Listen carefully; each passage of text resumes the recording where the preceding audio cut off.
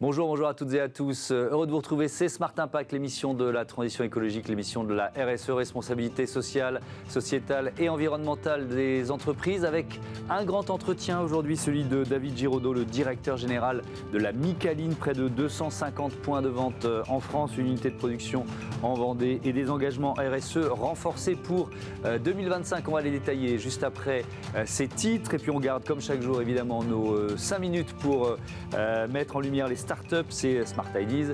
Aujourd'hui, Casidomi, plateforme de produits sains du quotidien. Voilà, c'est parti, c'est le grand entretien de Smart Impact.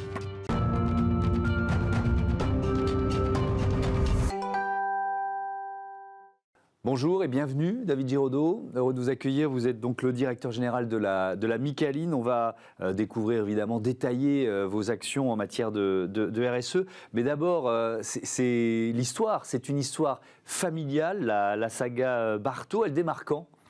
Alors, on donne plusieurs dates, mais moi je vais prendre celle de 1921, c'est quand même pas mal. Ouais. C'est-à-dire mon arrière-grand-mère, Angelina Barto, qui en fait passe d'un métier de meunier à un métier de boulanger à Salertaine, en Vendée, dans le Marais. Et donc la saga a démarré vraiment à ce moment-là, tout en étant, je dirais, en gestation jusqu'à l'après-guerre, puisque nous avons été des boulangers artisans, on va dire classiques, jusqu'à l'arrivée d'André Barto. André Barto, vous êtes le petit cousin, c'est ça, d'André Barto ? Exactement. Quand est-ce que vous arrivez dans l'aventure, vous ?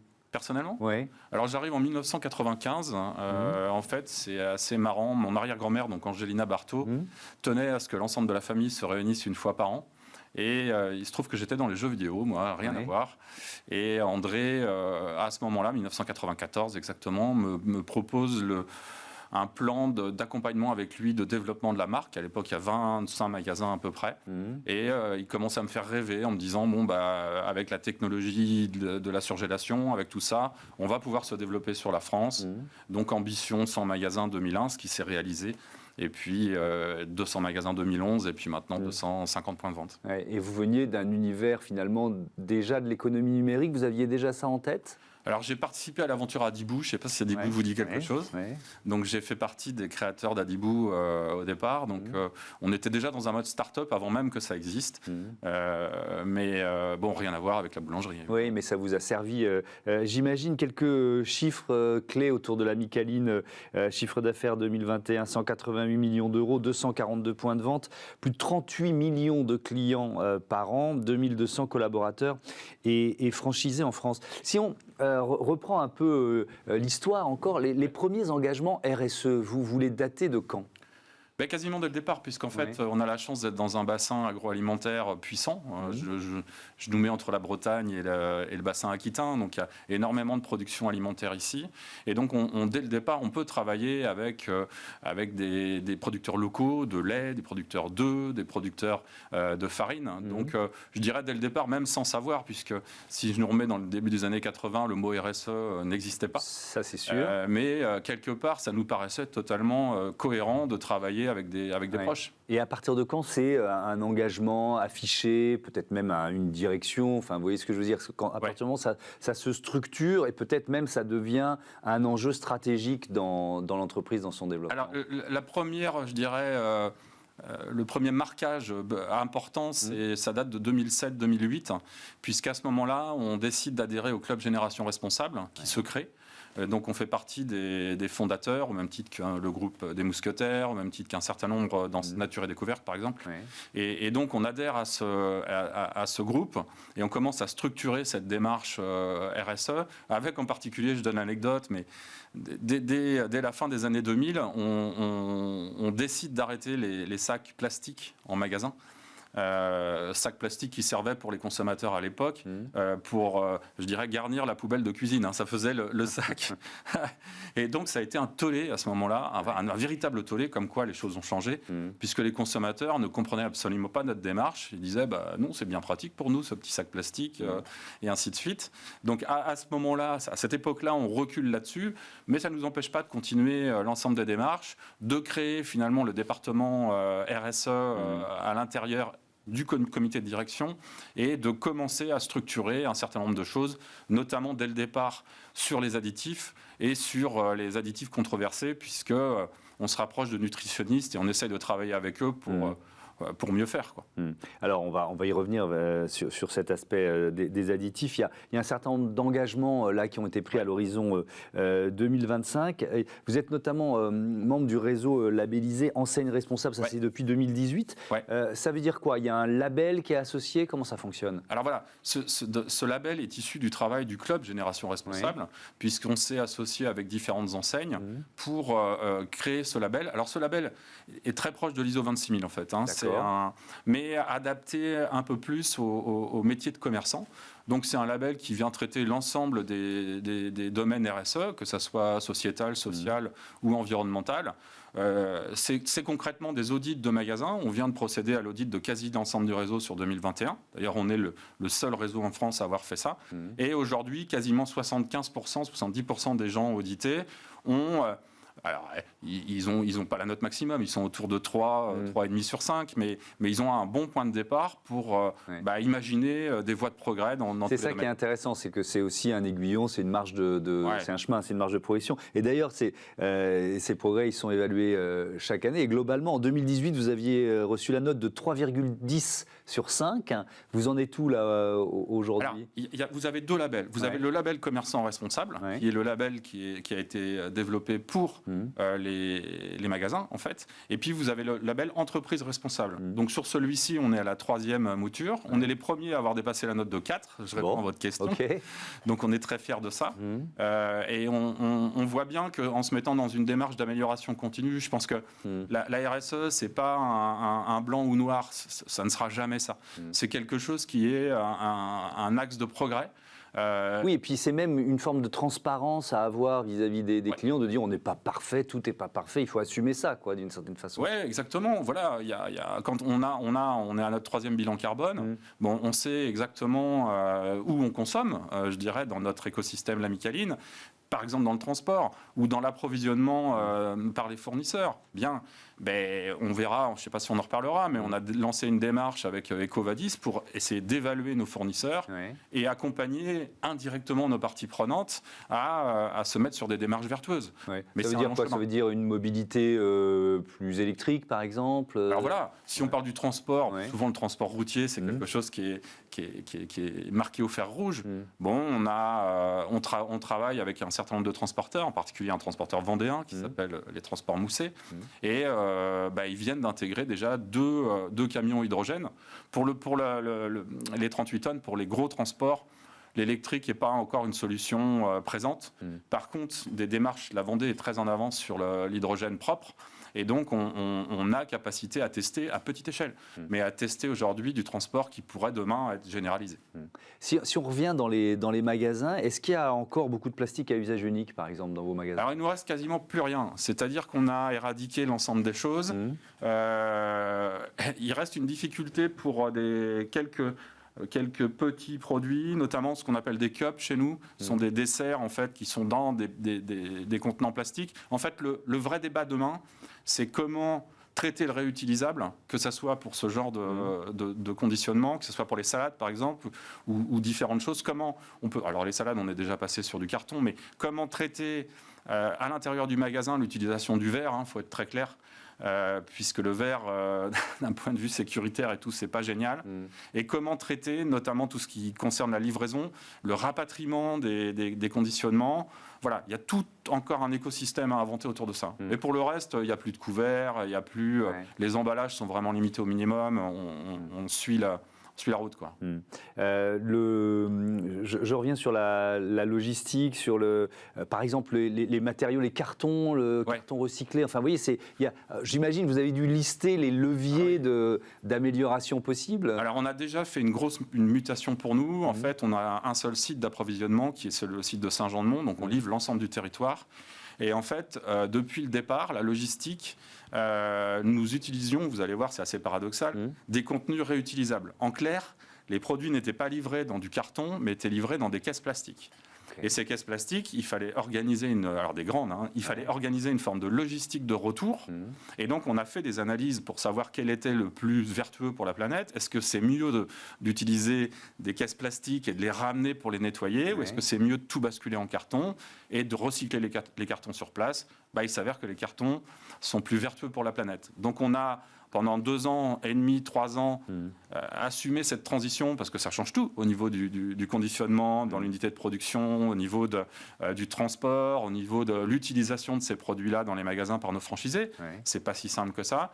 Donc ça a été fait, ce qui nous a amené en fait une diminution carbone assez importante, de l'ordre de 13%, par cette mutation. En fait. Ça coûte cher ? En fait, on ne peut pas répondre à cette question comme ça. Quel est l'impact ? Effectivement, ça coûte plus cher d'utiliser du carton que du recyclable. Mais au bout du bout, en fait, c'est plus vertueux pour la planète. Les équations RSE sont toujours des équations à plusieurs entrées. On ne peut pas faire simplement dire si je fais ça, ça va donner ça. Non, c'est pas vrai. Ce sont des problèmes complexes qui, quand vous changez quelque chose, amènent des problèmes ou amènent la nécessité de trouver des solutions ailleurs.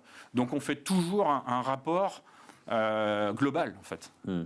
Si on reste sur votre site de production en Vendée, il doit y avoir la question de la consommation d'eau, par exemple. Est-ce que vous consommez beaucoup d'eau et qu'est-ce que vous avez mis en place pour réduire cette consommation ? Alors, on est assez peu consommateur d'eau. En fait. C'est plus de l'énergie pour nous, si on veut parler de consommation importante, plus parler d'électricité et de gaz que d'eau. Et en fait, on est dans le Marais, c'est génial. Donc, on a notre propre station d'épuration. En plus, on salit assez peu les eaux. Donc, en fait, on retraite les eaux, on recycle les eaux directement sur notre site. Donc, ce n'est pas un véritable sujet pour nous. Ça n'a pas été le levier principal. Non. En revanche, sur quoi ? Sur la consommation d'énergie, d'électricité, il a fallu sourcer de l'énergie verte. Ça a été quoi les choix que vous avez faits, par exemple ? On essaye petit à petit, mais à notre échelle aussi, de produire nous-mêmes un certain nombre de... Alors, on a 2 bâtiments principaux, un bâtiment de 3500 m² et un bâtiment de 15 000 m². Sur le bâtiment de 3500 m², qui date de 2008, on a déjà photovoltaïsé le toit, donc on produit un petit peu d'électricité. Et là, on profite d'une extension de 1500 m² pour également mettre du photovoltaïque sur l'ensemble du site. Ça reste très minoritaire. C'est à peu près 2% de l'électricité qu'on produit. Beaucoup, donc il faut qu'on trouve des solutions. Alors énergie verte, on essaie de trouver des contrats adaptés. Voilà. Je ne peux pas vous cacher qu'aujourd'hui, notre problématique, c'est l'explosion du coût de l'électricité. Bien sûr.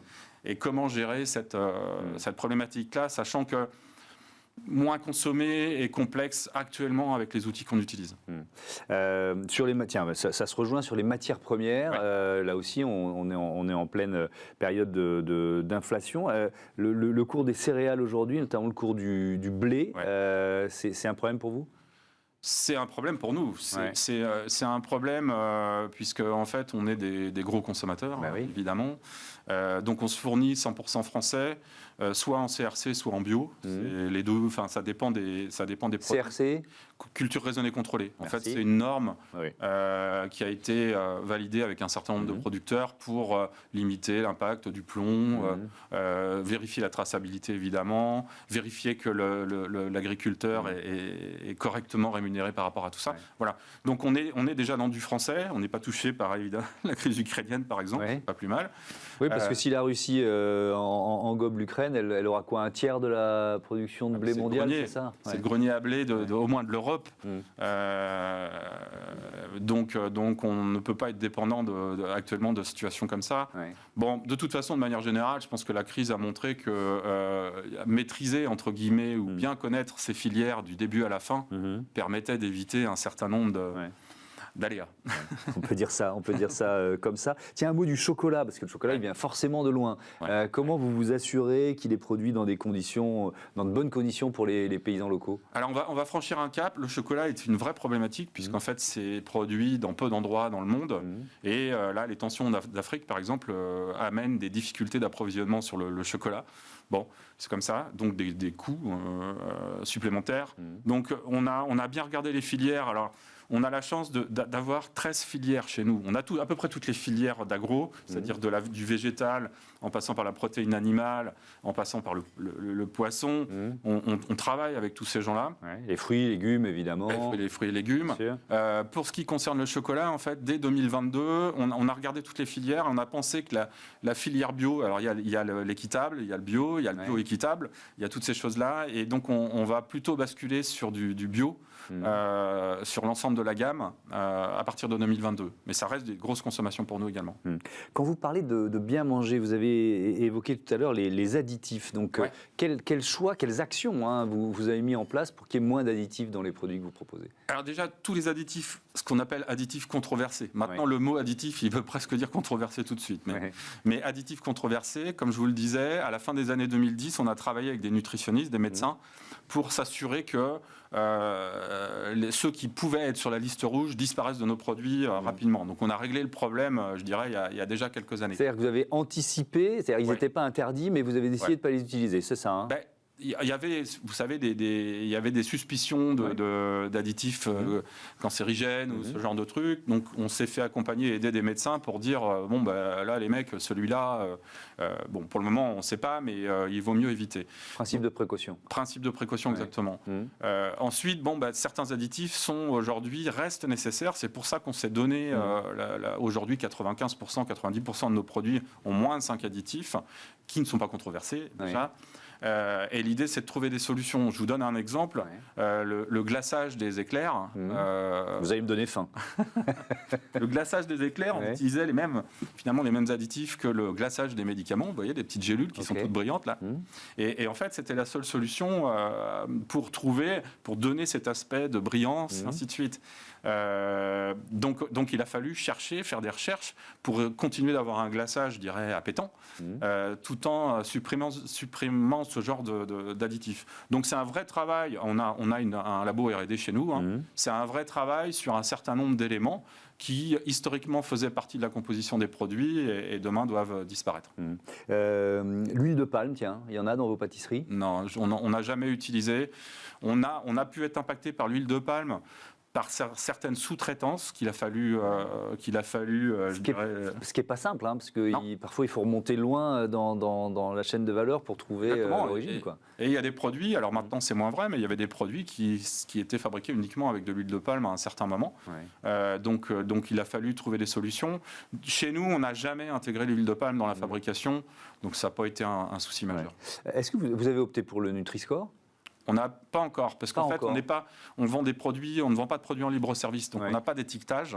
Est-ce que ça pourrait être utile? Vous voyez ce que je veux dire? Parce que c'est un aiguillon. Moi, j'en ai discuté avec beaucoup de chefs d'entreprise ici. Au départ, il y avait peut-être un peu de réticence, mais c'est un aiguillon, c'est même un objectif interne d'une certaine façon. Alors, il y a débat sur le Nutri-Score parce que je sais que mes amis de la charcuterie sont très en colère, mes amis du fromage sont très en colère très en colère. En tout cas, sont perturbés par ce schéma-là parce qu'il y a quand même une prise de parti de dire que s'il y a trop de glucides dans un produit, c'est pas bon, ou s'il y a trop de je ne sais quelle autre chose. Bon, pourquoi pas? Pour nous, c'est sûr que mettre un Nutri-Score au Roquefort, c'est un peu absurde parce que ça veut dire qu'on arrête le Roquefort. C'est ce que j'allais vous dire. Voilà. Il faut faire attention aussi à pas être jusqu'au boutiste. Après, c'est une question de quantité. Il ne faut pas manger 200 grammes de Roquefort tous les matins au petit déjeuner, parce que je pense qu'au-delà même d'un certain nombre de conséquences, ça ne serait pas raisonnable du tout. Mais par contre, nous, le Nutri-Score, c'est un objectif qu'on va avoir. On a dans notre programme RSE un volet transparence. Et de dire, que ce soit dans la composition des produits, que ce soit dans l'aspect calorique ou que ce soit dans l'aspect Nutri-Score, parce que Nutri-Score est quand même rentré, qu'on soit d'accord ou pas, c'est aujourd'hui quelque chose qui est compris par le consommateur. Et ça, c'est vachement important. Il y a peu de labels aujourd'hui qui sont compris par le consommateur. Donc, c'est des choses sur lesquelles on va communiquer. Par contre, sur notre site internet, il n'y a pas de... Encore une fois, il n'y a pas d'étiquetage de produits en point de vente.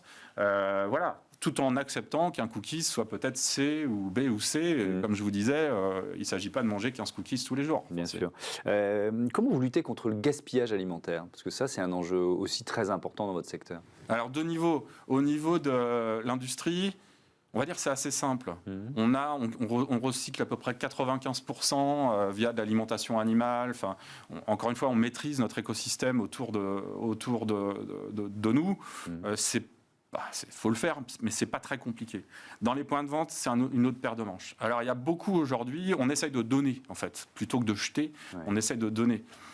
Donc, on donne les magasins, la plupart sont franchisés, sont libres de donner à l'association qu'ils veulent, de la manière dont ils le souhaitent. Accessoirement, ils ont un petit coup de pouce fiscal quand ils le font, donc ils ont tout intérêt à le faire. Je voyais 2020, près de 6000 kilos d'aliments donnés. Donc c'est quand même un élément important. Là-dedans, il y a les biodéchets de l'unité de production, c'est ça, dans ces chiffres-là. Ouais, alors 2020, en plus, c'est une année très particulière, puisqu'on a donné des choses au moment du premier impact Covid. Là, pour le coup, on ne se posait pas la question, parce qu'il a fallu arrêter l'unité de production. D'accord, ok. Mais alors, pour revenir aux franchisés et aux magasins. Alors, il y a donc le premier niveau, c'est celui-ci, c'est-à-dire les biodéchets, ou ce qu'on pourrait appeler biodéchets, en tout cas les restes ou les pertes, ce qu'on appelait les pertes. Il y a aujourd'hui des filières locales qui permettent de récupérer ces choses-là. Et c'est vraiment notre démarche, c'est de dire, bon, écoutez, ne jetez pas des choses qui pourraient servir à des associations, des choses comme ça. Le deuxième élément, c'est en fait déjà le tri des déchets en magasin, que ça soit pour les franchisés et pour les consommateurs, à travers des poubelles de tri. Et le deuxième élément, et là on est en relation avec le gouvernement sur notamment le ministère de la Transition écologique, c'est quelles sont les filières aujourd'hui mises en place par les collectivités locales de recyclage. Et là c'est beaucoup plus complexe. C'est-à-dire qu'entre les volontés de chacun et la réalité du terrain, on a un vrai écart. Donc l'idée, on a travaillé, je suis administrateur de la Fédération de la boulangerie, on travaille avec le SNAR, le syndicat de la restauration rapide, et on a mandaté 2 entreprises qui ont, je dirais, audité l'ensemble du territoire pour essayer de voir, partout où on était placé, quelles étaient les filières potentielles. Est-ce qu'il y a des filières qui sont déjà en place ? Quand j'entends des filières de collecte, simplement, des filières de collecte. Et s'il n'y a pas de filière en place, est-ce qu'on peut faire des filières en travaillant avec nos collègues, nos collègues, nos marques, je ne vais pas les citer, mais les collègues, pour se dire, bon, comment nous-mêmes on peut organiser ces filières-là ? Alors, d'un point de vue logistique, c'est faisable. D'un point de vue économique, et on pourra parler un peu quand même de la dimension économique de la RSE, d'un point de vue économique, on est aujourd'hui sur des surcoûts estimés de l'ordre entre 800 et 1000 euros par mois de collecte, par point de vente, ce qui est un facteur un peu nouveau sur les équilibres économiques quand même. Donc il va falloir optimiser tout ça, parce que 12 000 euros par an supplémentaires de charges pour une activité égale, c'est pas neutre. Allez, on termine là-dessus justement. Est-ce que c'est compliqué justement autour de ces enjeux économiques d'embarquer parfois les franchisés ? Ah oui. Oui, parce qu'en fait, c'est un investissement. Il faut arriver à passer de la compréhension du coût à la compréhension de l'investissement, en fait. Que demain, les entreprises qui ne seront pas considérées comme responsables par les consommateurs seront boudées. Et ça, il faut qu'on en soit tous persuadés. Moi, j'en suis persuadé le premier. Mais ça devient un facteur de choix. Au-delà même de la qualité du pain au chocolat ou de l'accueil, ça va devenir, ou ça devient déjà un critère de choix. Les réseaux sociaux s'en emparent de manière très forte. Donc oui, c'est de la bataille avec nos franchisés. Bon, moi, je suis plutôt team chocolatine. C'est le Sud-Ouest qui parle. Merci beaucoup. Merci David Giraudot. À bientôt sur Bismart. On passe à Smart Ideas, la plateforme Casidomi.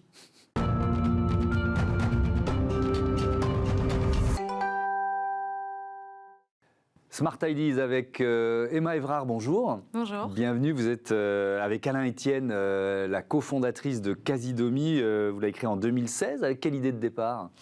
Avec l'idée, en fait, de rendre accessible la consommation de produits sains. Parce qu'aujourd'hui, on sait que d'une part, consommer des produits sains, mais c'est pas facile de les trouver. Qu'est-ce qui est sain, qu'est-ce qui l'est pas ? Il y a beaucoup d'additifs, trop de sucre, trop de sel, etc. Et à la fois de les démocratiser, en fait, parce que consommer sainement, que ce soit d'ailleurs ces produits alimentaires, ces cosmétiques, ces produits d'entretien, ça a un certain coût. Et donc vous vouliez que ça soit pas forcément plus cher ou même peut-être moins cher ? Moins cher, clairement, oui. Et ça se trouve, ça ? C'est facile. Ça se trouve sur Casidomi, oui. Il y a combien ? C'est quoi la gamme de produits ? Qu'est-ce qu'on trouve sur Casidomi ? Alors, on a 4000 références, ce qui peut paraître pas beaucoup si on compare aux autres supermarchés, mais qui, en fait, c'est une vraie volonté de notre part parce qu'on veut simplifier pour chaque consommateur, en fait, la sélection. Et donc, on sélectionne le meilleur produit, en fait, pour chaque référence. Donc, on va sélectionner, par exemple, la meilleure sauce tomate parmi toute une multitude de marques, histoire de vraiment simplifier, en fait, le choix pour le consommateur final. Ça fonctionne comment ? C'est une plateforme ? plateforme e-commerce sur laquelle on peut faire ses courses, mettre les produits dans son panier, ensuite décider de se faire livrer à domicile, en point relais, chez un ami, etc. Donc, c'est quoi votre modèle économique ? Alors, Casidomi fonctionne avec un système d'adhésion. Donc, nos consommateurs achètent une carte de fidélité qui coûte 80 € par an et qui donne ensuite accès à des réductions sur l'ensemble des produits du site. Et c'est ce qui permet en fait de rendre les prix plus accessibles parce que nous, en fait, on ne fait pas de marge sur les produits qu'on vend. Donc, on va les vendre avec une ristourne pour le consommateur. Mais derrière, on se rémunère sur cette carte de fidélité. Ce qui nous garantit une fidélité assez importante de la part des consommateurs et ce qui garantit aux consommateurs de faire des très belles économies. Ouais. Et cette notion de communauté dont on va parler, puisque vous avez accentué ça, on va dire, depuis le mois de novembre dernier. Vous êtes labellisé Bicorp. Est-ce que c'était un objectif de départ dès la création et puis aussi qu'est-ce que ça représente? Parce que c'est pas rien d'être labellisé Bicorp. Oui. Alors en fait, la mission de Casidomi est déjà quelque chose qui se veut d'avoir de l'impact. On veut vendre uniquement des produits qui sont plus sains, on veut avoir une entreprise derrière qui prône la durabilité, etc. Et donc Bicorp, en fait, a été un peu le label qui nous a permis d'officialiser tout ça et de montrer qu'en effet, c'était pas juste des dires, mais c'était des faits réels. Et donc aujourd'hui, moi, je suis super ravie de voir que les consommateurs connaissent de plus en plus ce label Bicorp, mais aussi ça nous permet à nous en fait de nous assurer qu'on respecte des critères à la fois éthiques, environnementaux, sociaux, etc. Parce que le label Bicorp, il y a plein de points différents qu'il faut respecter, auxquels une entreprise ne pense pas forcément d'ailleurs toujours dans tous les cas, et donc ça nous permet parfois aussi de mettre les pendules à l'heure. Oui, en novembre dernier, vous avez donc dévoilé votre nouvel univers de marque. Qu'est-ce que vous avez changé? C'était quoi l'état d'esprit? Alors en fait, ce qu'on a voulu faire, c'est davantage expliquer aux consommateurs la raison d'être de Casidomi et le fait qu'aujourd'hui, ça devient crucial qu'on change nos modes de consommation, à la fois pour la santé, parce qu'on voit qu'il y a une hausse de maladies chroniques, d'obésité, de diabète, etc. Et qu'il y a une hausse en fait de la production de produits ultra transformés, malheureusement, et ça se fait au détriment de notre santé. Et puis qu'il faut qu'on change bien sûr nos modes de consommation pour l'environnement aussi, qu'on consomme des produits qui sont plus locaux, avec des packaging qui sont plus respectueux de la planète. Mais ça veut dire quoi? Ça veut dire qu'il y a du contenu, c'est-à-dire c'est plus seulement des produits qui sont proposés, il y a des conseils. Exact. Donc ça se veut, en fait, la lignée est très éducative et donc on veut accompagner le consommateur dans cette transition parce que c'est pas facile quand on a toute sa vie consommé des produits ultra transformés de c'est pas facile parce qu'il y a beaucoup de labels, on s'y perd entre les labels, par exemple. Exactement, tous les labels se contredisent parfois, donc c'est vraiment compliqué. Donc on a voulu, en fait, avec ce nouveau positionnement ou ce renforcement de positionnement, aider le consommateur en l'éduquant, que ce soit avec du contenu, avec des experts. Donc il y a tout un panel d'experts qui nous aident à expliquer des concepts de manière simple aussi. Pourquoi consommer, pourquoi utiliser des cosmétiques zéro déchet ou sans parabènes, etc. Il y a une raison derrière tout ça. Et donc tout ça se fait à la fois sur le site, mais aussi via un accompagnement sur les réseaux sociaux, par exemple, ou sur le contenu newsletter, etc. Merci beaucoup. Merci Emma Evrard d'être venue nous présenter Casidomi. À bientôt sur Bismart. Voilà, c'est la fin de cette émission. Merci à toutes et à tous de votre fidélité à Smart Impact et à Bismart, la chaîne des audacieuses et des audacieux. Salut.